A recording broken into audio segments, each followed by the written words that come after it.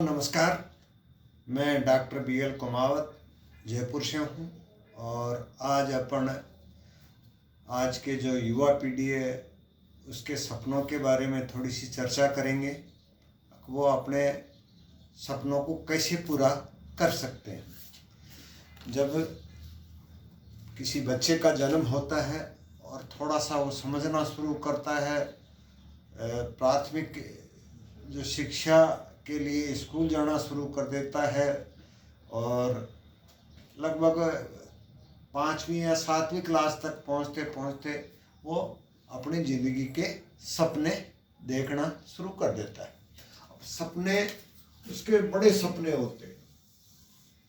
किसी का सपना होता है कि मैं हवाई जहाज उड़ाऊँगा, मैं वो करूँगा, मेरा ज़िंदगी ऐसी रहेगी।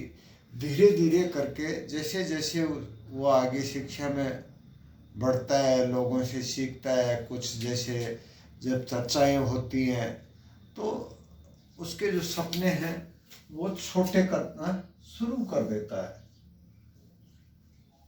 इस तरह से फिर छोटे इस तरह से सपनों को अपना छोटा करना शुरू कर देता है।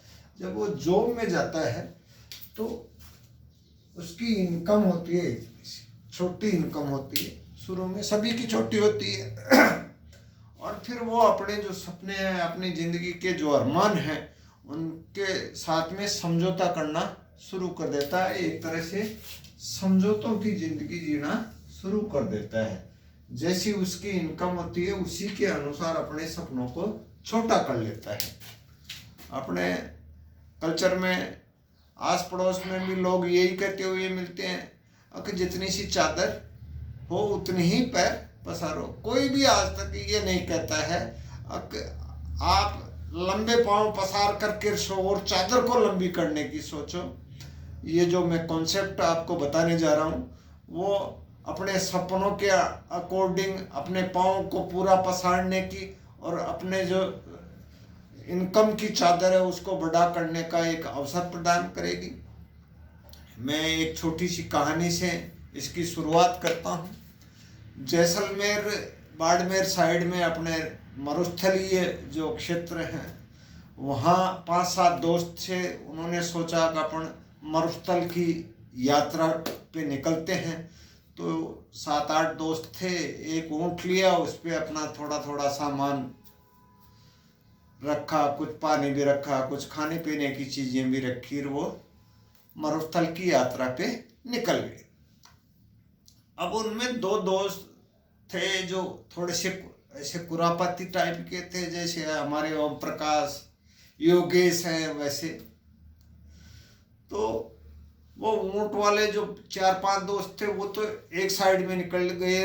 इनकी सोच थी कुछ अलग जगह देखें अपन।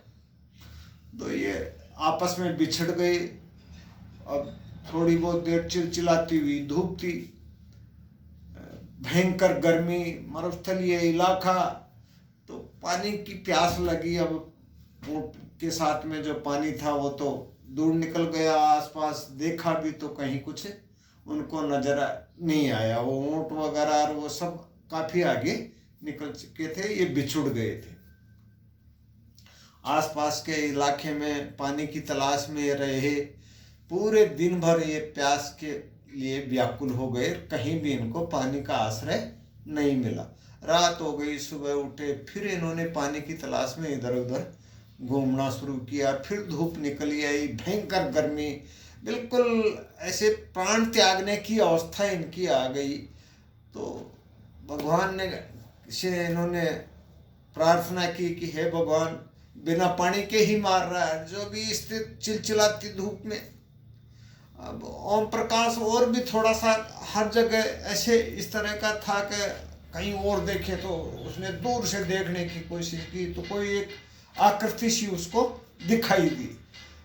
उसने कहा अरे आजा इधर, वो कुछ दिख रहा है, उधर चलते। तो उधर आगे बढ़े, थोड़ा सा नज़दीक गए तो हैंडपंप किसी एक आकृति दिखाई दी। थोड़ा आगे बढ़े, पास गए तो उनको ये जिज्ञासा लगी कि भगवान मरुस्थल में भी एक हैंडपंप दिया है।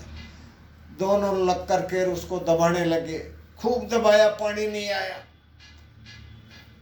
दबाते रहे, थक गए, प्यासे व्याकुल थे, बिल्कुल निढाल हो गए, फिर बैठ गए। फिर ओम प्रकाश को थोड़ी सी ऐसे कुरापास सूझी। उसने चारों तरफ देखा, एक गिलास था, उसमें आधा पानी भरा हुआ था। एक कागज का पर्ची उसके ऊपर चिपका हुआ था, उस पे लिखा हुआ था, इस पानी को आप हैंडपंप में डालें और फिर स्टॉक दबाएं, पानी आएगा। फिर वो ला करके उस अपने दोस्त योगेश को ला करके दिया। कह रहे भाई ये पानी डाल ले इसमें। योगेश ने सोचा, अरे यार अपन इसको आधा आधा पी लेते हैं, कुछ कंठ तो गीले होंगे। अपनी बुद्धि लगाई, थोड़ा बुद्धिमान सा भी अपने आप को समझता था। ओम प्रकाश ने फिर कहा, अरे भाई इसमें डालने से ही पानी आएगा। उससे वापस छीन करके ओम प्रकाश ने उस हैंडपंप में पानी को डाल दिया। फिर दोनों स्टॉक दबाना शुरू किया, खूब दबाया, निढाल हो गए, पानी की एक बूंद नहीं आई।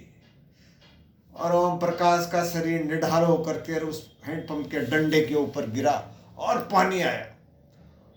फिर योगेश ने कहा, अरे पानी आ गया। खूब उन्होंने दबाया, पानी का जो कुछ बोतलें वगैरह वहाँ आसपास खाली पड़ी थी स्टॉक में की, खूब पिए, दोनों आपस में नहा धो करके खुशी मनाई।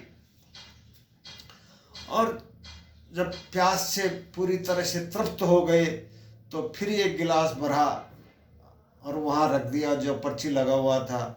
और फिर ओम प्रकाश ने कहा, अरे भाई ये 1770 रुपये इस पानी को इस नेक्स्ट मनी के हैंडपंप में डालो, जिससे लोगों की भी प्यास बुझाएंगे। ये जिंदगी की प्यास है, जितनी ज़्यादा इस हैंडपंप नेक्स्ट मनी के हैंडपंप रूपी जो डंडा है, इसको जितना ज़्यादा हिलाओगे, जितने ज़्यादा लोगों को प्लान दिखाओगे, उतना ही लोगों की ज़िंदगी में पानी की एक तरह से नदियाँ बहेंगी। और मैं आप सभी से इस कहानी के से ये संदेश देना चाहता हूँ कि नेक्स्ट मनी एक बेहतर अपॉर्चुनिटी है।